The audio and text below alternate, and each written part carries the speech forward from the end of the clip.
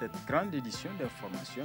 Monsieur, dame, bonsoir. Merci d'avoir choisi la télévision Dunia pour vous informer. Du retour des coupures d'électricité et de délestage qu'on observe depuis pratiquement 3 jours dans la ville de Niamey, entraînant ainsi des sentiments de frustration et d'incompréhension, voire d'inquiétude du consommateur lambda. C'est une circulation fluide et des conducteurs totalement à l'aise au volant de leur voiture. Page inter de cette édition.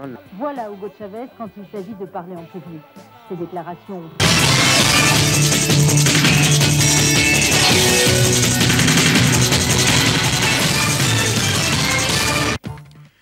Atelier sur la validation finale de la stratégie nationale de microfinance de 2004. C'était ce matin à Africa Hall. Détail dans ce journal. Point de presse ce matin du comité ad hoc de suivi du corridor Bénin-Niger de la Chambre de commerce, d'industrie et d'artisanat. Objectif informer les consommateurs des problèmes liés à l'utilisation de ce corridor. Mesdames et messieurs, bonsoir et bienvenue à ce journal que nous débutons par ce communiqué de presse du bureau du CSC. Les membres du bureau du Conseil supérieur de la communication, CSC, se sont réunis en séance extraordinaire le samedi 30 novembre 2013 à l'effet d'examiner le traitement de l'information par les médias. À l'issue de cet examen, il ressort que certains médias privés continuent à bafouer allègrement les règles d'éthique et de déontologie, en dépit de l'appel à la pondération lancé par le bureau du CSC dans son communiqué de presse en date du 13 septembre 2013.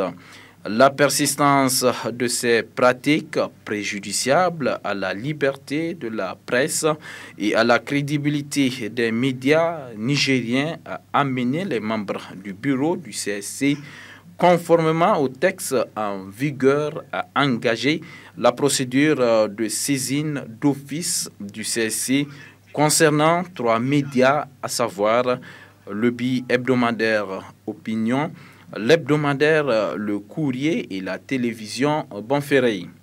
Le bureau du CSC rappelle que le journaliste ne doit pas confondre son métier avec celui du publicitaire ou du propagandiste. C'est pourquoi il relance un vibrant appel en direction de tous les médias et de tous les journalistes pour un traitement professionnel et responsable de l'information. Fait à Niamey le 4 décembre 2013, le président du CST, Abdraman Ousmane. Un autre communiqué, celui-ci est de l'Association nigérienne pour la défense des droits de l'homme. Le communiqué est ainsi libellé. Le BEN ANDDH s'est réuni en session extraordinaire le mardi 3 décembre 2013 à l'effet de se prononcer sur le message radio numéro 011 68 MI SP D CAR CAB du 27 novembre 2013 relatif à l'interdiction des meetings et marches de l'opposition pour des raisons d'ordre public. Selon le message radio adressé à tous les gouverneurs de région, les partis de l'opposition ne peuvent se réunir que dans leur siège ou dans les salles publiques.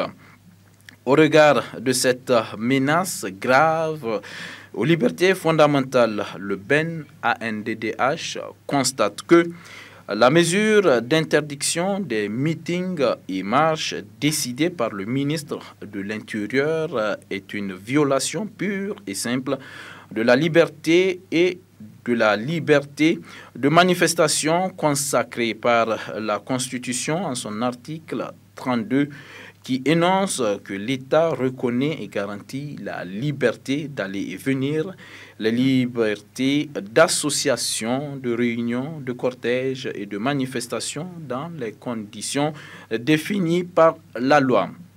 le caractère général de l'interdiction de la liberté de manifestation sur l'ensemble du territoire national s'apparente à une situation exceptionnelle. État de siège, état d'urgence, alors que rien ne préfigure cette situation.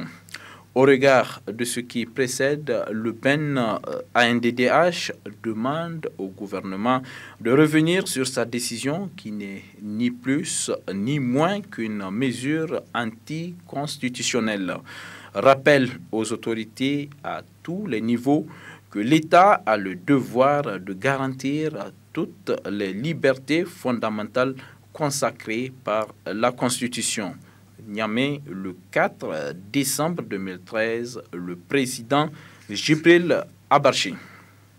Cela dit, ouverture ce matin à Africa Hall d'un atelier sur la validation finale de la stratégie nationale de microfinance de 2004 à l'endroit des représentants des banques, compagnies d'assurance, ONG et autres partenaires de services financiers. Objectif, examiner la mise en œuvre de cette stratégie. Murtala Zouberou et Boubacar Imran Maïga. Organisé par le programme d'appui au développement de la microfinance avec l'appui du PNUD, cet atelier de validation du rapport d'évaluation finale de la stratégie 2004 s'inscrit dans le cadre du processus d'actualisation de la stratégie. Un atelier qui permettra d'examiner la mise en œuvre de la stratégie depuis près de 10 ans et établit un diagnostic approfondi du secteur. Prenant la parole, la représentante résidente du PNUD au Niger est revenue sur le lancement de la stratégie 2004 avant de préciser les initiatives prises par le gouvernement pour renforcer la résilience des couches les plus vulnérables de la population. Depuis le lancement de la stratégie de 2004, le concept de microfinance a évolué.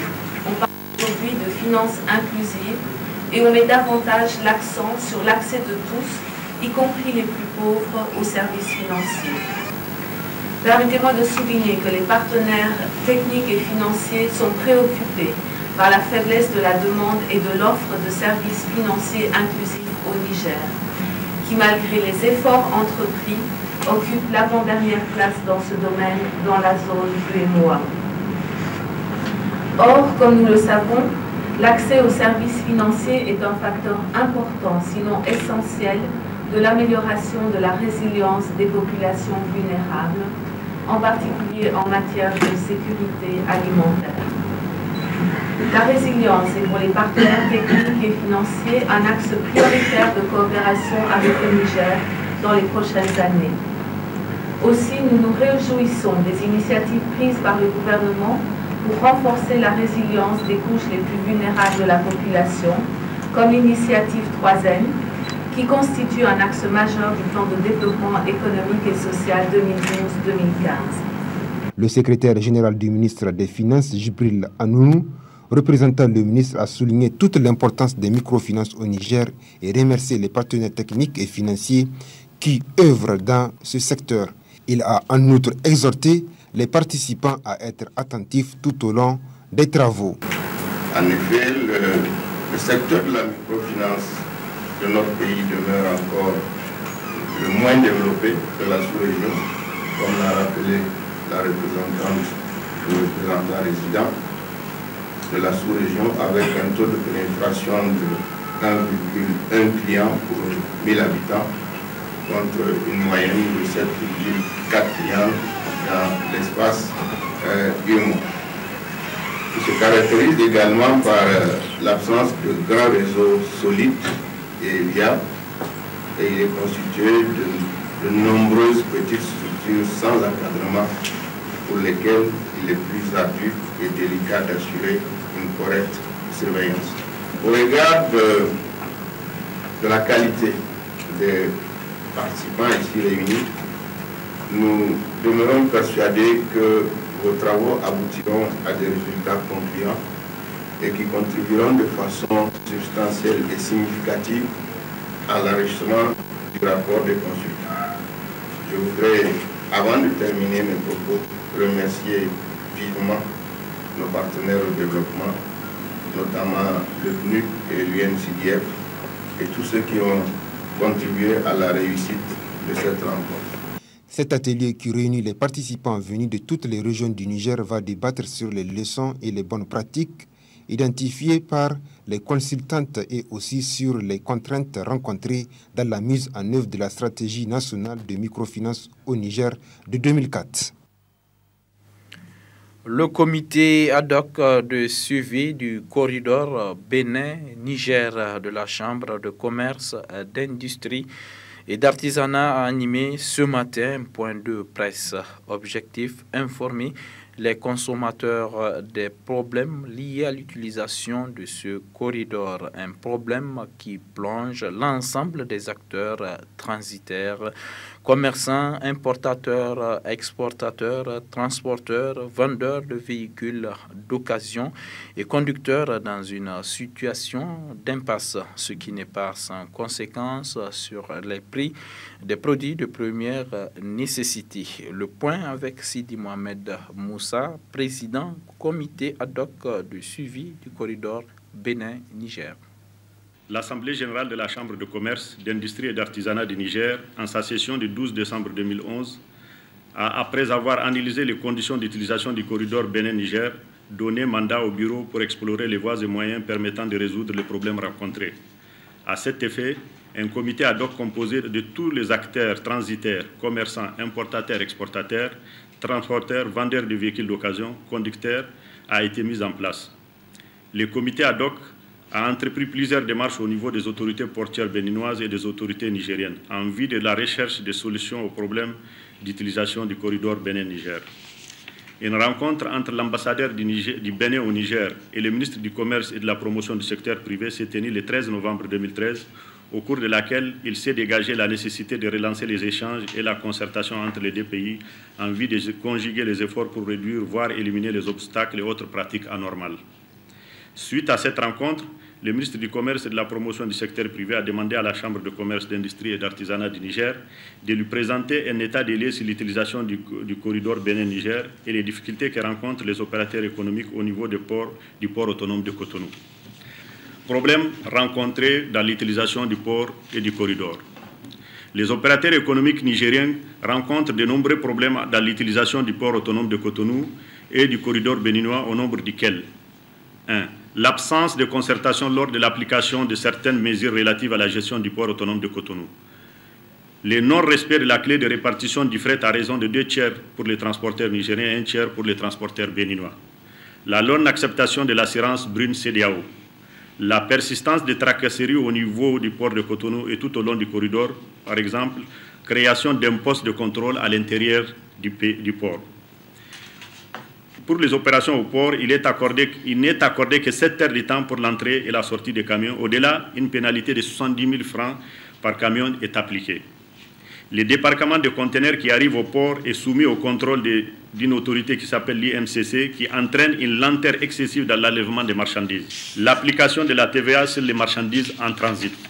Comme on peut le constater, le comité ad hoc du suivi du corridor Bénin-Niger mis en place par la Chambre de commerce s'est fortement investi dans la recherche de solutions aux problèmes que rencontrent les opérateurs économiques dans l'utilisation du port autonome de Cotonou.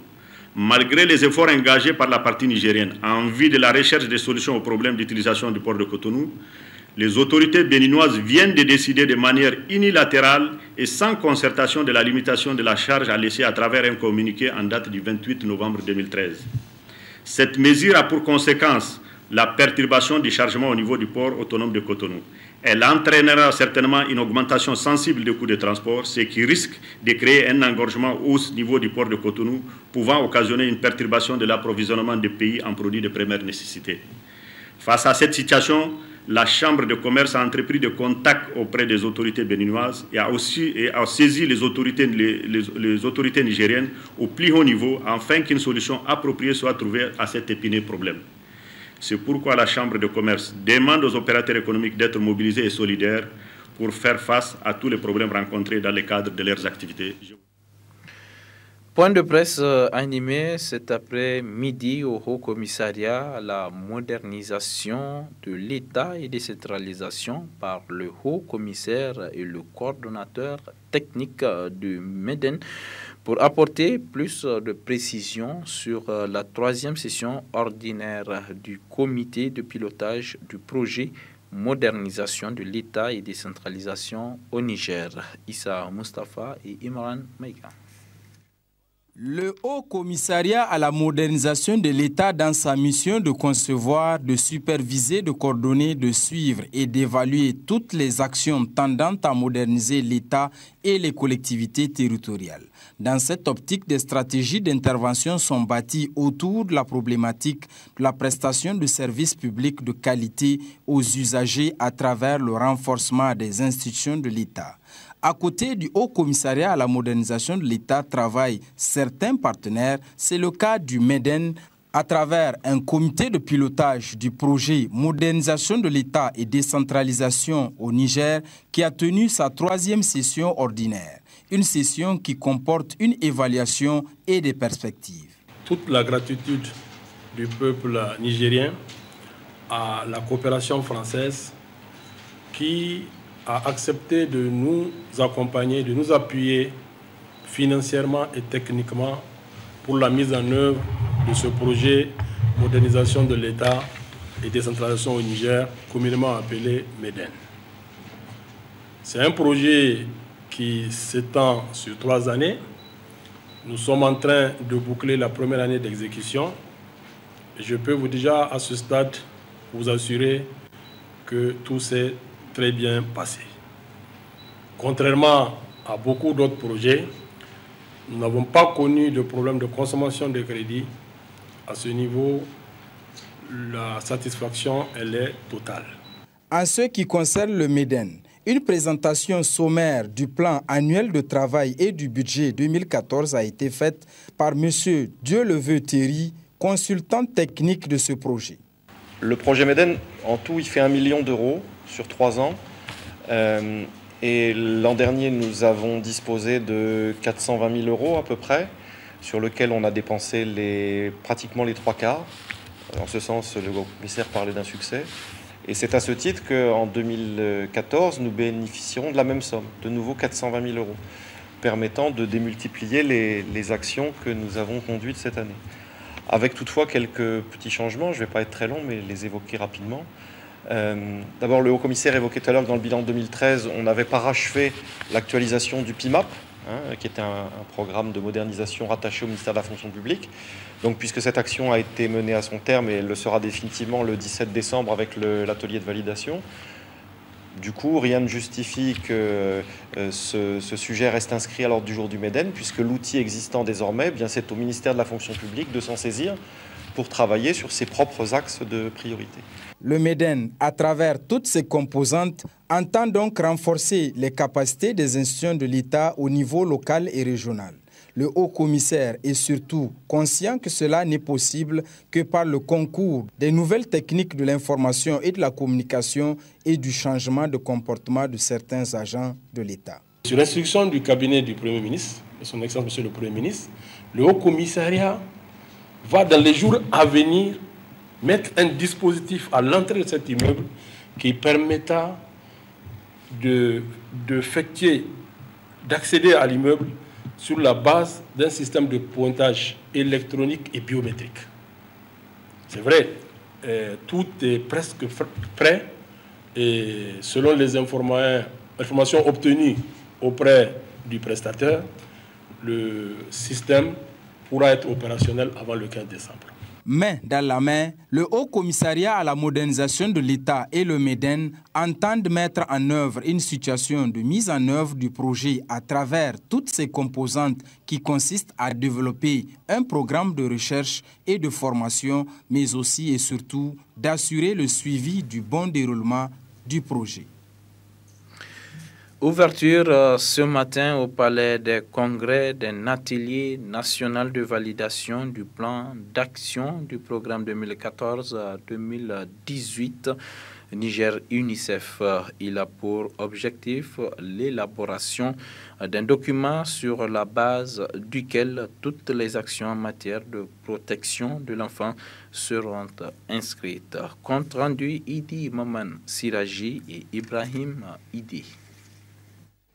Cet atelier national de validation du plan d'action du programme 2014-2018 Niger-UNICEF a pour objectif l'élaboration d'un document sur la base duquel toutes les actions de développement en matière de droits de l'enfant et de la protection sociale seront inscrites le long de la période indiquée.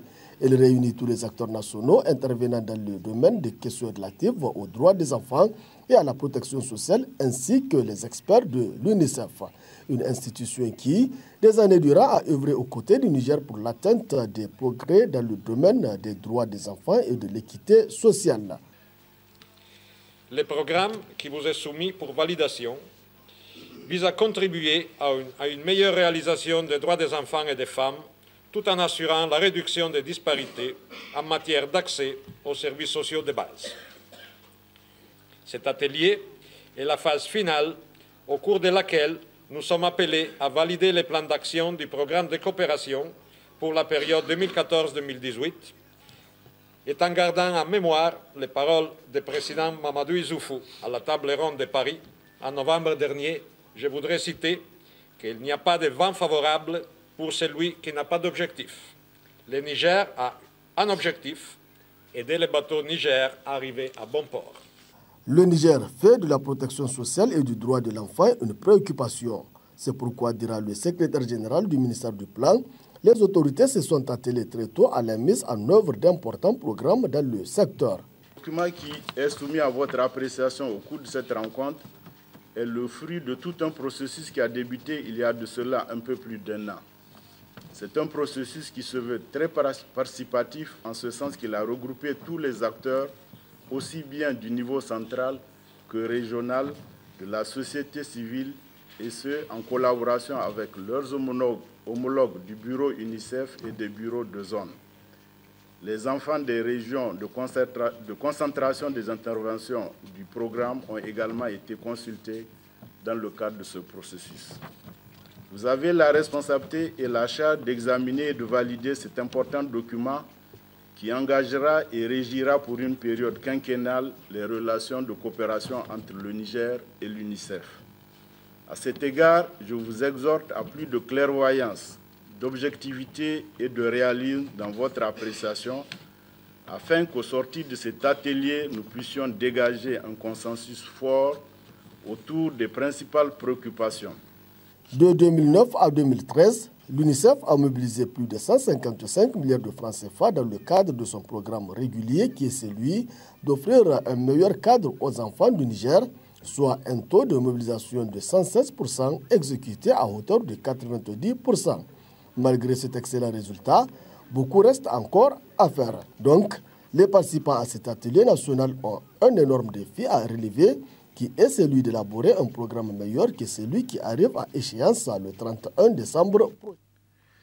Sur un tout autre plan, cérémonie de remise de dons au ministère du Commerce et de la promotion du secteur privé. Ce geste est l'œuvre du comité de pilotage du projet d'appui à la compétitivité et à la croissance PRAC pour appuyer les efforts du dit ministère. Damana Abdoulaye et Issa Hassan. Composé de 5 ordinateurs, dont 3 portables et 2 de bureau, un photocopieur, un scanner et un rétroprojecteur, c'est le don du projet d'appui à la croissance et à la compétitivité du ministère du Plan à l'endroit du ministère du Commerce et de la promotion du secteur privé. Un don de matériel informatique qui vise la promotion du secteur privé, notamment dans la mise en œuvre des politiques et réformes en matière d'amélioration du climat des affaires. Ce lot de matériel informatique qui en fait vient concrétiser un engagement qui a été pris dans le cadre du projet d'appui à la croissance et à la compétitivité pour, dans sa composante d'amélioration de l'environnement des affaires et donc d'apporter un appui en matériel informatique au comité national des investisseurs privés qui est une structure dont le rôle n'est plus à démontrer dans le cadre du dialogue entre l'État et le secteur privé, et ceci dans la perspective de l'amélioration véritablement de l'environnement des affaires afin que le secteur privé, la promotion du secteur privé comme étant une priorité au niveau du gouvernement, au plus haut niveau, donc de promouvoir les investissements et par conséquent de doper la croissance de l'économie nigérienne. En réceptionnant ce dont le secrétaire général du ministère du Commerce et de la promotion du secteur privé s'est du réjoui de ce geste du PRAC avant de les assurer d'une utilisation rationnelle de ce don. En effet, une réglementation satisfaisante pour l'exercice de l'activité commerciale est importante pour la croissance, la création d'emplois et la réduction de la pauvreté. C'est pourquoi le Conseil national des investisseurs privés a été redynamisé et ses activités rehaussées sous la haute présidence de son Excellence, Monsieur le Premier ministre. Le projet d'appui à la compétitivité et à la croissance, depuis le démarrage de ses activités, est devenu un partenaire important du ministère du Commerce et de la promotion du secteur privé dans la mise en œuvre des politiques et réformes en matière d'amélioration du climat des affaires. À ce titre, le PRAC nous a assistés pour l'organisation de plusieurs activités, notamment l'atelier d'appropriation des matrices de recommandation de la Banque mondiale sur le climat des affaires au Niger, l'organisation de l'atelier de validation du plan d'action d'amélioration du climat des affaires au Niger et l'organisation de la session du CNIP pour l'adoption du plan d'action. Aujourd'hui, nous sommes réunis, mesdames et messieurs, pour recevoir du PRAC, du matériel informatique et autres, et pour appuyer le secrétariat permanent du CNIP afin de bien conduire sa mission. Ce don de matériel informatique du projet d'appui à la croissance et à la compétitivité PRAC apportera sans nul doute une plus-value à cette préoccupation majeure des autorités de la 7e République qui n'est autre que l'amélioration du climat des affaires. En prélude à la célébration des 50 ans de la radio Deutsche Welle, la plateforme multimédia internationale allemande de Deutsche Welle a organisé une conférence de presse ce matin à la Maison de la Presse. Objectif, lancer la nouvelle formule du programme Learning by Ear initié par la radio allemande. Compte rendu Aïssa Ibrahim Mahmoudou et Soumeila Dandi. Depuis un demi-siècle, Deutsche Welle diffuse des informations fiables en langue Hausa à ses auditeurs de l'Afrique de l'Ouest. Le 5 décembre prochain, la plateforme multimédia internationale allemande célébrera à Niamey au Niger la 50e anniversaire de ses programmes en Hausa. Deutsche Welle occupe une place importante dans le paysage médiatique en Afrique où la radio est perçue comme une source fiable d'informations. La plateforme a annoncé que la radio envisage de renforcer sa présence sur le continent car l'Afrique est un continent qui offre à la radio Deutsche Welle d'énormes possibilités avec d'excellentes perspectives pour l'avenir. La Deutsche Welle, c'est la voix d'Allemagne et ça fait aussi partie de la diplomatie allemande d'une façon parce que la voix d'Allemagne, ça représente notre vision du monde, nos valeurs aussi. Nos valeurs comme par exemple le respect pour les droits de l'homme, l'état de droit, un système international d'égalité et de sécurité. Et donc c'est important que la voix d'Allemagne est écoutée dans beaucoup de pays. Le service Hausa célèbre ses 50 ans et bon, c'est en fait assez grande. Si on considère 1963, bon, beaucoup parmi nous et vous n'étaient pas encore là. Et le succès et la pénétration sont très très bonnes, on m'a dit. Nous Allemands, nous avons une réputation, oui, des fois un peu trop sérieux. Je ne sais pas si ça se reflète dans le service Hausa, mais aussi une vision pragmatique, objective et probablement aussi aimable. Une autre raison de la présence de Deutsche Welle à Niamey, le lancement d'une nouvelle formule de programme appelée Learning by Ear, un feuilleton radio éducatif pour les jeunes africains intitulé À la croisée des chemins. C'est ici à Niamey que nous lançons la promotion pour la nouvelle version de Learning by Ear. C'est un feuilleton radiophonique et éducatif de la Deutsche Welle destiné à la jeunesse africaine. Et le concept de Learning by Ear est donc de transmettre des connaissances et l'information sous forme de divertissement pour encourager les auditeurs à réfléchir et à se faire leur propre opinion à propos de ce qu'ils entendent. Pour rendre les programmes encore plus intéressants et plus vivants, l'équipe de Learning by Ear a enregistré les feuilletons à la croisée des chemins. Cette formule inclut quelques nouveautés, une histoire continue, avec des personnages que vous retrouverez au long de plusieurs saisons. En plus, un bloc vidéo permet au public de mieux faire connaissance avec certains protagonistes. Learning by Ear est diffusé par la Deutsche Welle et par plus de 250 radios partenaires dans toute l'Afrique. Le programme est disponible en français, anglais, Kiswahili, Hausa, portugais et amharique. La plateforme des médias sociaux de la Deutsche Welle, dans toutes ces langues, invite les auditeurs à discuter de ce qu'ils ont entendu et vu. L'ONG Solidarité Thérapeutique et Initiative contre le sida Soltis a organisé ce matin à l'hôtel Univers une journée scientifique pour commémorer ses 10 ans d'existence. Objectif de cette journée, faire le bilan des actions menées par l'ONG au cours de ces années. Isdor Banaba et Sambo Zamon. L'évolution de la prise en charge des personnes vivant avec le VIH au Niger. C'est le thème retenu par l'ONG Solidarité Thérapeutique et Initiative contre le sida Soltis à l'occasion de sa journée scientifique qui commémore ses 10 ans d'existence. Installée au Niger en 2004, l'ONG Soltis appuie le ministère de la Santé publique dans la lutte contre le VIH et la prise en charge des personnes vivant avec le virus. Le chemin parcouru en commun entre le ministère de la Santé publique et Soltis est long. Il existe actuellement 28 sites prescripteurs prenant en charge plus de 12 500 patients sous ARV.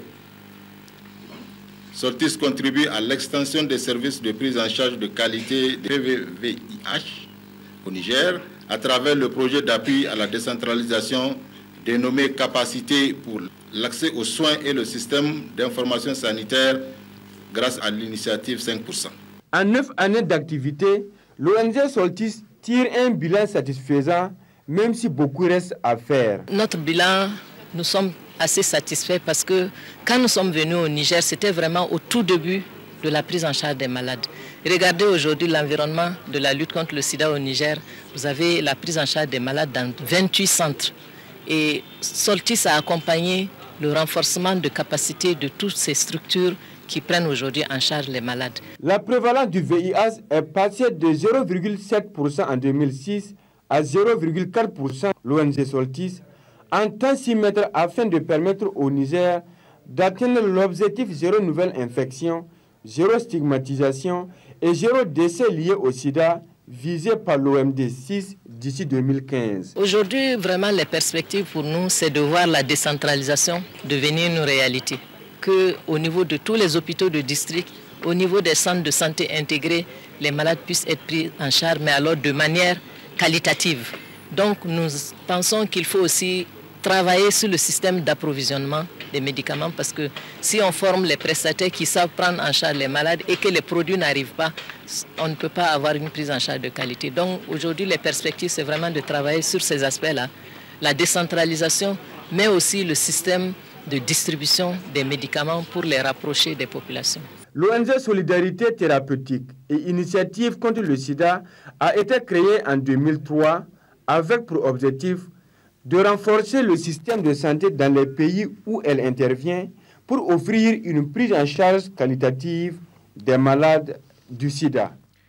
Le palais des congrès a servi de cadre ce matin à un atelier de réflexion sur la commercialisation des produits artisanaux dans l'espace UEMOA, une rencontre organisée par le Salon international de l'artisanat pour la femme SAFEM. C'est le secrétaire général du ministère du Tourisme et de l'Artisanat qui a présidé l'ouverture des travaux.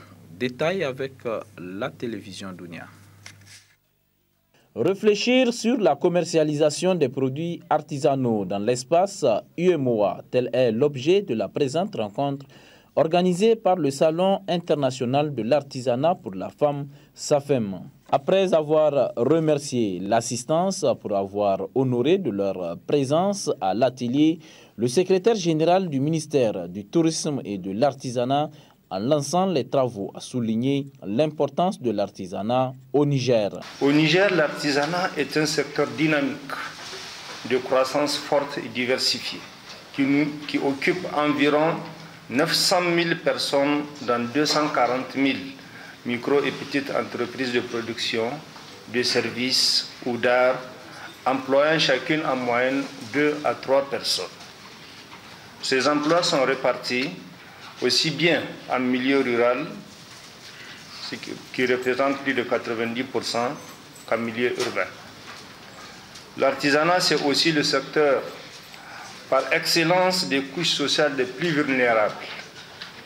Les femmes constituent plus de 68% des propriétaires des micro et petites entreprises et les jeunes y sont très nombreux.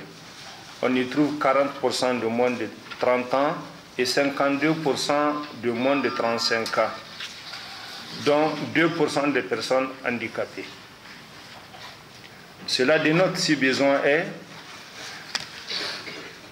le rôle primordial du SAFAM, qui est la valorisation des produits artisanaux, l'élargissement des débouchés et l'autonomisation de la femme artisane. Cet atelier d'une journée permettra sans nul doute aux acteurs intervenant dans le secteur de l'artisanat de formuler des recommandations et résolutions pour une meilleure commercialisation des produits artisanaux dans l'espace UEMOA. L'Organisation internationale pour la migration, OIM, a procédé à une remise de matériel à près de 500 jeunes de la région d'Agadez, composés de motos et d'autres accessoires de salons de coiffure, ce dont vise à retenir ces jeunes au pays. Compte rendu Ramédé Alassane et Babale Amazaghi. Après avoir procédé à la formation de 500 jeunes en germe, comprenez mieux gérer son entreprise, l'Organisation internationale pour la migration vient de procéder à la remise de dotations aux jeunes formés dans la région, notamment à Arlit et Agadez. Ces dotations qui permettront à ces jeunes tentés par la migration d'exercer des activités génératrices de revenus sont composées de motos, d'accessoires de salons de coiffure, d'articles de boutique, de machines à coudre, du bétail et divers types d'activités à haute intensité de main-d'œuvre. Au cours de cette cérémonie officielle à laquelle prenaient part le secrétaire général du gouvernement d'Agadez et les maires adjoints, le chef du bureau OIM d'Agadez nous rapporte quelques détails sur cette activité. Le projet est identifié 500 bénéficiaires au niveau de la région d'Agadez. Tamaga, Damat, Garam, Ferroan, Ingal, Tabelote et Timia, ainsi qu'un projet de stabilisation communautaire qui aura lieu à Dirkou. Donc nous commençons aujourd'hui à remettre le matériel pour la mise en place, comme je disais, des activités génératrices de revenus, pour lesquelles les jeunes ont été formés en création et gestion d'entreprise par l'ONG Nigetec. L'OIM a par la suite procédé à la sélection des différents fournisseurs au niveau local pour les besoins des bénéficiaires et nous sommes aujourd'hui donc là en leur présence pour leur remise et nous sommes très contents de pouvoir concrètement faire avancer le projet au niveau de la région et de la commune d'Agadez. Ravis d'entrer en possession de leur dotation, les jeunes récipiendaires n'ont pas manqué d'exprimer leurs sentiments. GIR Digérateur, 3 thermos et 2 bassines, 3 seaux et les autres du travail.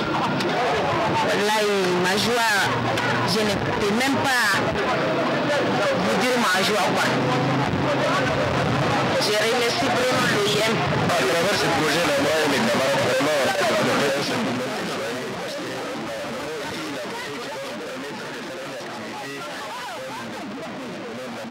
on va juste gagner au minimum un peu d'argent pour régler certains problèmes.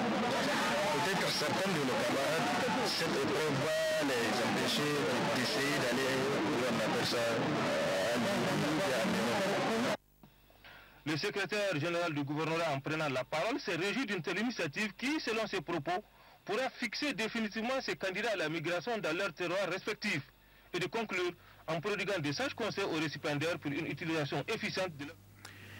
La Somaïr a célébré le 28 novembre dernier sur son site la journée de la sécurité sous le thème « Vivre et travailler en toute sécurité ». Objectif, améliorer la sécurité sur le site. Retrouvons Ramédé Alassane. C'est sous le thème « Vivre et travailler en sécurité » que la Somaïr a célébré sur son site à Arlit la journée de la sécurité avec en toile de fond un slogan. La sécurité d'abord, la sécurité toujours. Ceci en présence des autorités administratives et coutumières, des membres de la société civile d'Arlit. Étaient également présents le directeur général de la Somaïr et son staff complet, ainsi qu'une foule compacte de travailleurs, tous secteurs confondus, et leurs sous-traitants. Au programme de la journée des poèmes, des séances de démonstration de l'équipe des sapeurs-pompiers, des remises de distinctions aux meilleurs agents et visites des stands. Plusieurs interventions ont marqué cette journée. Nous retiendrons celle du directeur d'exploitation de la Somaïr, de la directrice santé et environnement d'Areva et celle très attendue du directeur général de la Somaïr qui nous a accordé une interview dont nous vous livrons un extrait. Écoutez, d'abord, c'était tout à fait normal que le directeur général participe à cette journée. Je pense que c'est le premier rôle de la direction générale avec la direction de site que d'être dans une animation permanente pour améliorer et déployer les méthodes de sécurité sur les sites. Personnellement, en plus, je suis issu de la fonction sûreté, santé, sécurité dans le groupe Areva et donc je suis particulièrement sensible à tout ce qui a été développé ici. Je suis très agréablement impressionné par tout ce que j'ai vu.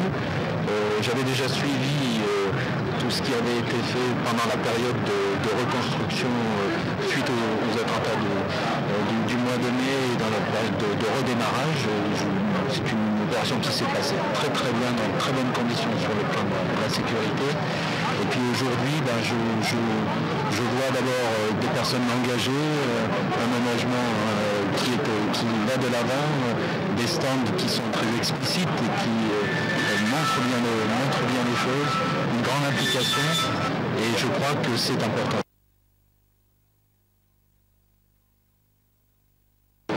Je dirais avec la direction de site ici, c'est d'aller vers le zéro accident. Alors on sait bien que c'est difficile à atteindre, mais il faut utiliser complètement le retour d'expérience, il faut utiliser toutes les méthodes qui sont à notre portée pour augmenter la vigilance, pour faire changer les comportements.